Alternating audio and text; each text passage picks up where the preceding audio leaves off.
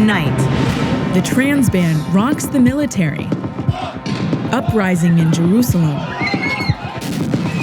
And the global gag rule on the ground. May God be with Donald Trump.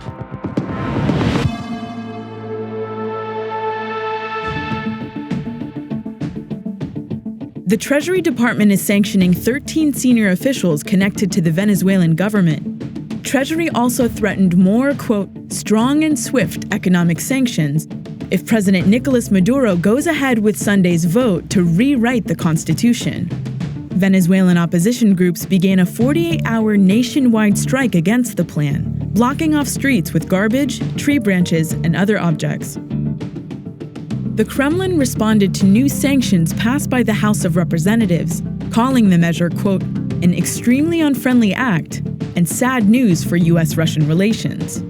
President Putin's spokesman warned of possible retaliation, but also said Russia would hold off on a response until the sanctions become law, which requires President Trump's sign-off.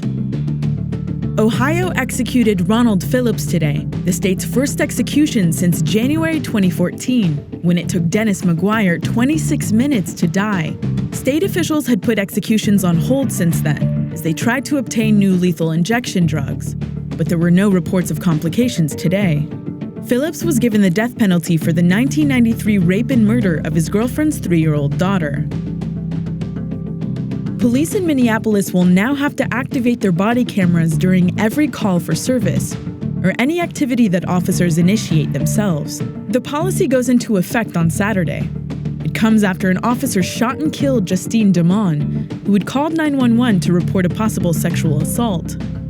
Neither officer who responded had his body camera turned on at the time of the shooting. What good is a camera if it is not being used when it may be needed the most? The Florida Fish and Wildlife Commission has identified the men who dragged a live shark behind a boat in a video that sparked widespread outrage. The names were withheld pending an ongoing investigation, but authorities say it isn't clear if the men broke any laws.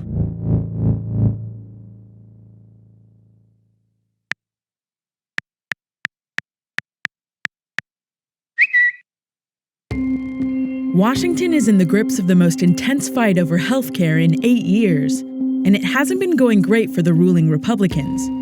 So this morning, President Trump changed the subject in typical fashion, sending out a raft of harsh tweets announcing a total ban on trans people serving in the military.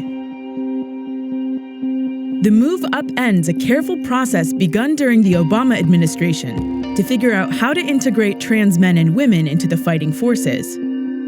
2 years ago, Secretary of Defense Ash Carter announced that the Pentagon would look for a way to end its ban on trans personnel. In June of last year, the Defense Department released a study from the Rand Corporation, finding that thousands of transgender people were probably already serving, and that allowing them to do so openly wouldn't have a big impact on cost or readiness. With those findings in hand, Carter officially ended the ban and said the DoD would pay for medical transitions for trans personnel. Pentagon officials have admitted they had no idea that today's reversal was coming. Neither did the ranks of trans soldiers and officers currently in uniform.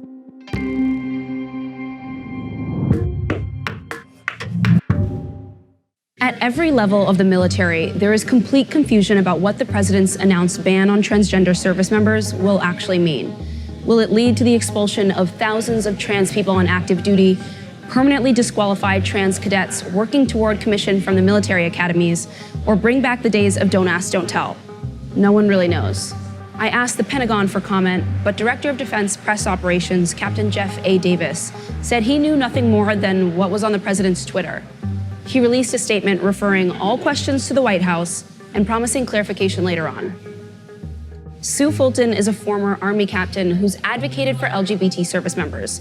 She's the first openly gay member of the board of West Point, and she told me she feels the ban is a betrayal of the principle that all qualified people should be able to serve. I'll tell you what's interesting. The service members are reacting with alarm, but what's even more interesting is we're hearing over and over that their chain of command, the commanders, officers, and NCOs above them are outraged. They are reassuring the service members, we will fight for you. They are reassuring the service members that policy isn't made with a tweet. These soldiers have been downrange with their buddies who came out last year as transgender, and they will have each other's backs because that's what troops do. The military is the #1 employer of transgender people in the U.S., and if they're discharged, the departures could impact units across the military's missions. I spoke with Catherine Schmidt, a transgender officer on active duty in the Army, who stressed that she was speaking with us as a private citizen. What level of uncertainty does this bring for you personally? Very little is ever certain in my job field, but we have to be prepared to roll with the punches, so to speak. One thing the military has taught me is how to deal with uncertain situations and carry on with what I need to do. How do you think that this is going to affect various units and the military as a whole? There are thousands of us spread throughout the service. We have helicopter pilots, we have drill sergeants. We are represented in every aspect of military service. As is well known, we can't afford to lose thousands of troops. If we are declared to be unfit to serve, then the military as a whole will be worse off without us. And what do you think is next for you? If I am not performing my duties, then I'm just proving them right. And so my current attitude is that I am resolved to fulfill my responsibilities, to perform my duties as a non-commissioned officer in the United States Army, and to carry on until such time as I receive new marching orders. Just 40 minutes after tweeting out the trans ban, Trump returned to Twitter to rain fire on one of his favorite new targets, his own Attorney General and ardent supporter, Jeff Sessions. Trump lashed out at Sessions for not firing acting FBI Director Andrew McCabe, who Trump thinks is in the pocket of crooked Hillary. This just a day after telling the world he was disappointed in Sessions, and 2 days after calling him, quote, beleaguered. You'd think Sessions would have thrown in the towel by now, but there are good reasons why he might not want to. Alexandra Jaffe explains. Here's the thing about beleaguered Jeff Sessions. He's actually the president's most successful cabinet secretary, even after getting caught lying about his contacts with Russia. In less than 5 months on the job, he's revived the war on drugs, rolled back certain Obama-era LGBTQ protections, and gotten tougher on illegal immigration. The latest example? Yesterday, the Justice Department announced localities seen as sanctuary cities wouldn't be eligible for some federal funds. Another promise achieved. Sessions has so much momentum that former Obama administration officials are really concerned. One of the things that strikes me is that Jeff Sessions has been able to be extremely effective even while operating under a cloud of suspicion. But it hasn't slowed him down. He's been able to turn the department around, change litigating positions on extremely important cases, and redirect federal prosecutors in ways that are ultimately not going to make us safer, but are going to balloon our federal prison population. These have been priorities for Sessions, an ultra-conservative immigration hardliner, for his entire career. Every one of our citizens, no matter who they are or where they live, have a right to be safe in their homes and in their communities. Safe from gangs and rapists and carjackers and drug dealers. So why would he ever willingly give that opportunity up? Trump could, of course, just fire Sessions. There's been a lot of talk about that here in D.C. The thinking is that Trump's endgame is to axe Sessions and replace him with someone who will fire Bob Mueller, the special counsel leading the Russia investigation. Sessions can't because he recused himself from everything related to the inquiry. But any new, friendlier AG Trump would appoint would need Senate approval. And the first question at that nominee's confirmation hearing would be, will you commit to preserving the independence of the Russia investigation? Even with the Republican majority, no candidate would get confirmed without making that promise. And you may have heard the term recess appointment thrown around, a way for the president to circumvent the entire confirmation process while Congress is on break. That wouldn't work either, because Congress could use procedural moves to avoid going into recess in the first place. Democrats are already hinting they'd do just that. So if Trump fired Sessions, he'd probably be stuck with an acting attorney general, the current deputy, Rod Rosenstein, who appointed the special counsel in the first place. Could Trump fire him? Sure. But that would be so politically dangerous that even a reckless president, even Donald Trump, would pay a steep political price for even trying it.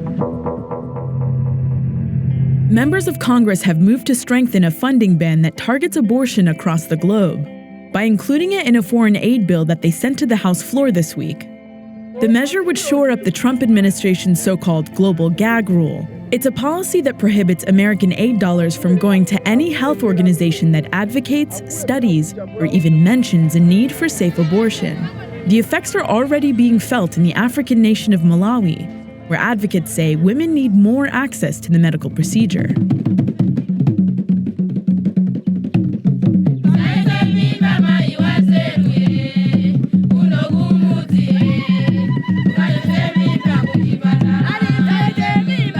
This song is part of a campaign to prevent deaths from unsafe abortion. The procedure is illegal in Malawi, so many women go to a local witch doctor or try to abort at home.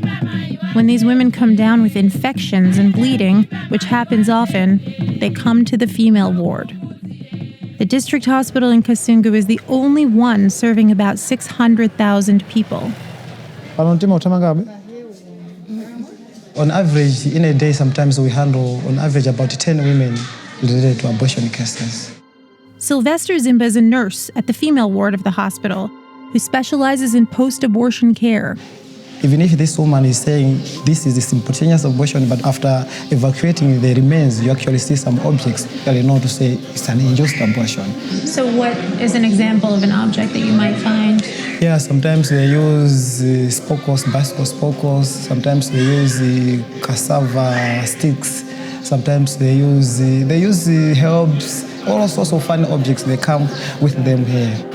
Most of them are afraid because when you are discovered you have conducted abortion or you have aborted, the police knows they can take you and get arrested. So you're keeping their secret? Yeah, we'll keep their secrets. The penalty for having an abortion is 14 years in prison. But a proposed bill would decriminalize abortion in cases of rape and incest, fetal anomaly, and mental health. Crispin Sibande, the national director at IPAS, a nonprofit that fights for safe abortion worldwide, is leading the charge on the bill. He says Donald Trump just made his job a lot harder. The U.S. election has had a huge impact. If you look at the churches, individuals that oppose abortion, they're saying, oh, even U.S. opposes abortion. Malawi do it. 3 days into the Trump administration, the president signed a policy that blocks money to any international group that so much as mentions abortion. Reproductive rights activists call it the global gag rule. Every Republican president since Ronald Reagan has enforced the policy, but the Trump administration went much further. The so-called gag rule affects all $8.8 billion of U.S. global healthcare assistance.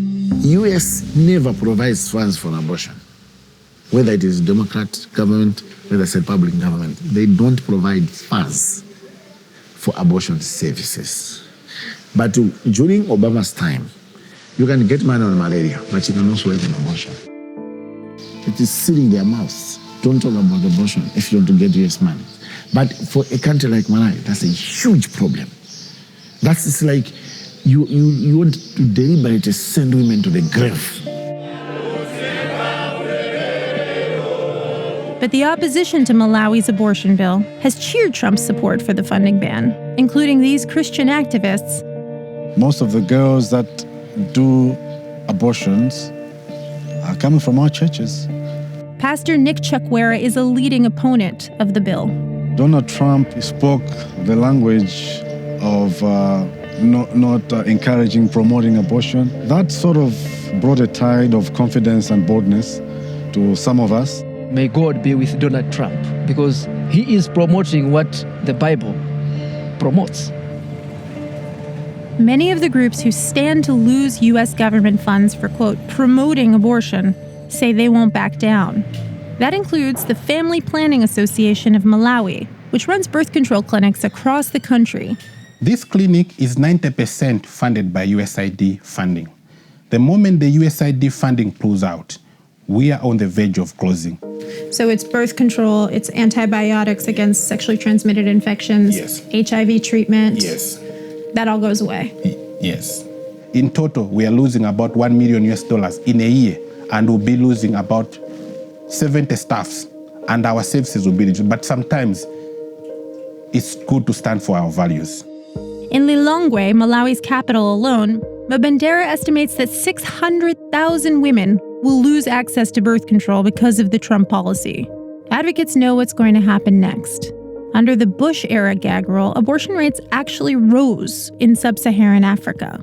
It will definitely increase the number of criminal abortions that will occur, and therefore increasing the number of patients that we have here and increasing the maternal mortality. So less money for family planning groups if they choose to advocate for safe abortion equals more unwanted pregnancies, more unplanned pregnancies, more illegal abortions, more maternal mortality rates. More women die. Yes.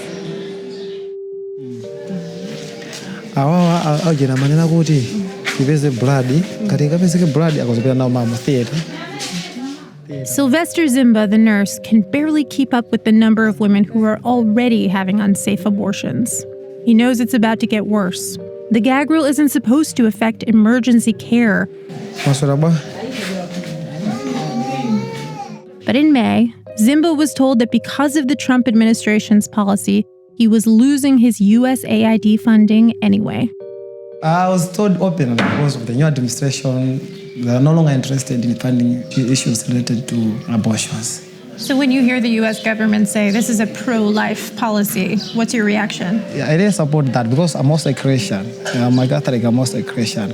But now, that pro-life approach is different when a woman comes here who has already aborted and is going through complications. I can't even count how many have died. So many have died.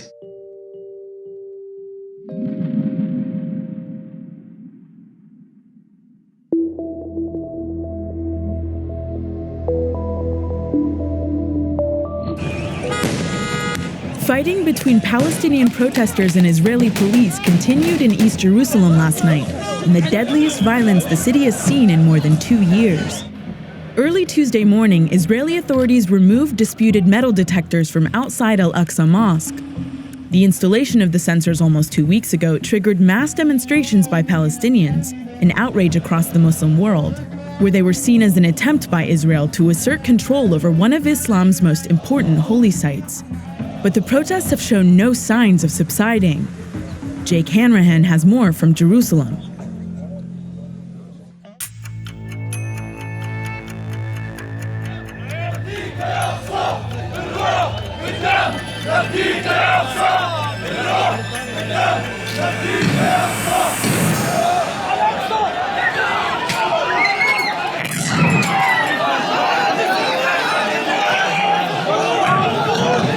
As soon as the prayers finished here in Jerusalem around al-aqsa mosque, the police started firing stun grenades. The protesters here, you can see them running, it's absolute chaos.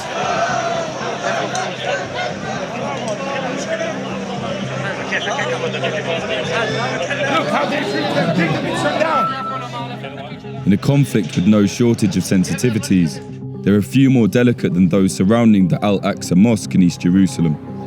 It's administered by the Palestinians, but access to the compound it's in, which also contains the sacred Jewish site of Temple Mount, is managed by Israel. This isn't the first time it's seen violent clashes.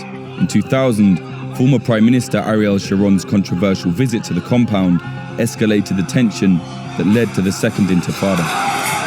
It's against this historical backdrop that Netanyahu ordered the installation of metal detectors after 2 Israeli policemen were killed outside the mosque on July 14th. Jawad Siam is a prominent Palestinian activist.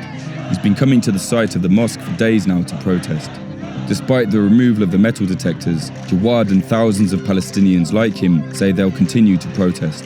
You can see the unification that a stupid Israeli policy made for us. Thanks for stupid Netanyahu that he made us to come together again. People organized in a way that I never could imagine. Netanyahu ignored warnings from senior security officials not to install the metal detectors, egged on by Israel's far-right coalition, and keen to deflect from a personal political scandal. After backtracking, many Israelis are wary of appearing to give in to the Palestinians' demands. Netanyahu now faces a backlash, even from his own party. Do you think it was a mistake for Netanyahu to decide to remove the metal detectors? You know, first of all, yes. I thought from the right moment, if somebody will move those metal detectors off, he will need to deal with what's going to happen after. It will be his fault. But there is something bigger than this. When you ask the land of Israel, 77% of the citizens of Israel said it was a mistake to take them off. The Palestinians say it's about the Israelis trying to control them and not about security. I will say to them that, I want to keep my language, but I will say that simply cut the bullshit. It's not just it's only this. There is a small difference between the conflict that we have between Israelis and Palestinians to a religion war. There is a lot that divides Palestinians, but they've been united by this crisis. Netanyahu's latest demand that all visitors to the mosque must be searched before they can enter is likely to keep people on the streets.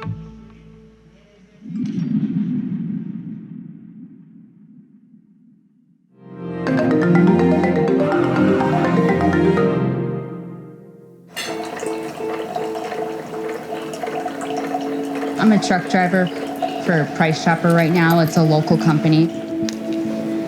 I'm gonna have my breakfast coffee and then I'm gonna go. Don't forget to brush your teeth before you go to bed because I don't think you're gonna be going to bed before mommy leaves. Make sure you help Jeff clean up and put everything away. I miss you.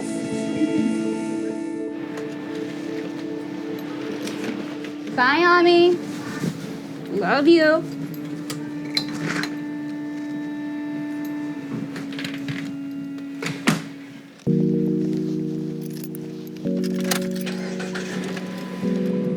I leave the house at 9, I clock in at 10. Drivers can work 14 hours on duty, 11-hour driving. They can send me out on one really long dispatch, or I could do a bunch of short ones.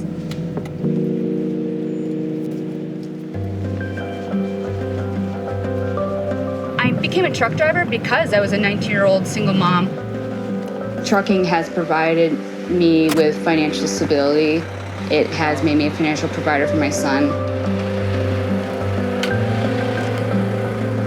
I would say being local is almost harder on the driver than over the road because when you're over the road, all there is to do is sleep when you're not working, so it's real easy to get your rest. When you're local, your family is expecting you, but you have an obligation to get your rest before you drive this massive vehicle. And then there are the people who think because I'm a female, I have it easy, which is not true. When I was in a sleeper cab for a different company, I was outside the produce market, and the manager, the receiver, was saying, you must get so lonely in that truck. How about you come out to dinner with me and you can use my house to shower if you want. I declined, and I had to keep going back there, and because I declined, he wouldn't unload my trailer. He'd make me sit there and wait and make me the last truck.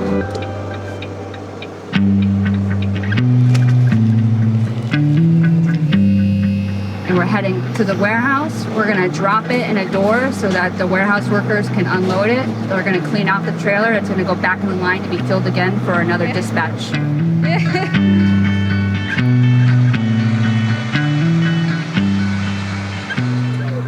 For just $14. There's really no one to call at 3 in the morning. All you have is the radio. That's one bad thing about working nights, but everyone knows that driving the truck is easier at night. It's open roads. I don't know about the future. Drones are never going to be delivering the pallets of food. That's not happening. It's not going to fly in my lifetime. I know our lifestyle, and we're not going to be able to advance if I lose this. So my license is my resume. I treat it seriously. I take the job seriously. It's a good feeling having a career.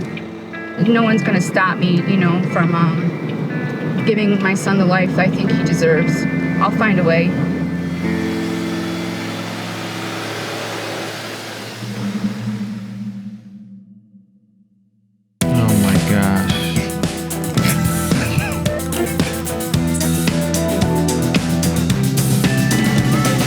This is cool. Sky's gotta stop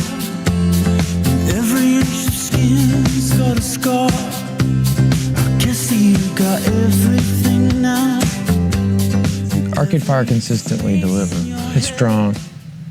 I hear the ABBA. I think it's great. Now more than ever, it reminds me of Dancing Queen. But whatever, that's a good song, and this is a good song, and it's a solid song.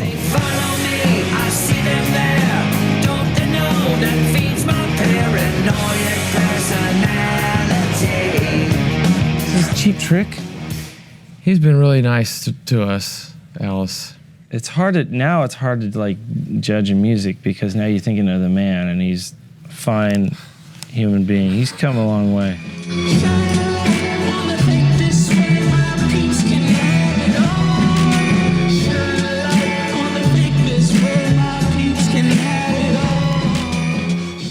This, to me, I didn't mind. It seemed high level. There are some cool lyrics in there when you can understand them. It was buried a little bit, but... Who is it? Shabazz Palaces. Shabazz Palaces? It's a cool name. Shit. So come on down to Shabazz Palaces Chevrolet. Under lemon tree skies, show me the shy, slow smile you keep hidden by a wall. It's cool. It's heavy on the 5 years, Bowie, you know? Yeah. I never know how I feel about those kind of things. We try not to go that far as they went with that. I like a record with passion. And this definitely has passion. I almost thought it was 5 years though. It's still 5 years. Still 5 years.